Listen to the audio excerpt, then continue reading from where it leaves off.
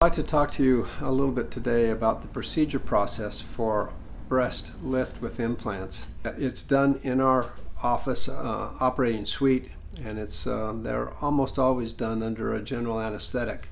The process involves putting in a breast implant. That's usually done through a small incision under the breast, and the implant then goes underneath the muscle.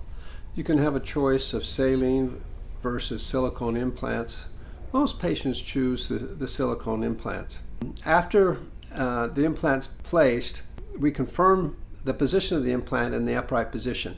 Preoperatively, there's a sizing process that patients go through with our patient coordinators to accurately pick the size of their implants. Those implants, once they're placed in the operating room, patients are sat up on the table essentially at 90 degrees to confirm an accurate placement of those breast implants.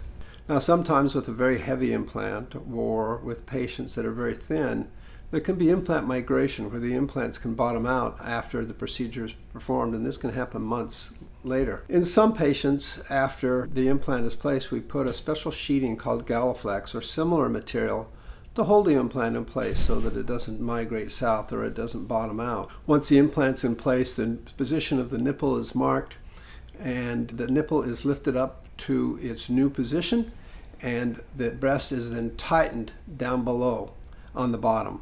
This should give you an uplifted breast with roundness and fullness and a very pleasant breast shape. Once the breast is then lifted to its new position, the patient is then again sat to an upright position, and again almost to 90 degrees to confirm that the breast is lifted appropriately, that the nipple is placed appropriately in relationship to the implant, and that there is a good aesthetic appearance to the breast. Most often, all of the sutures are dissolvable. After the sutures are placed, there's a special tape called stair strips that's placed over the incisions. At that time, the patient is placed in a surgical bra and awakened from anesthesia.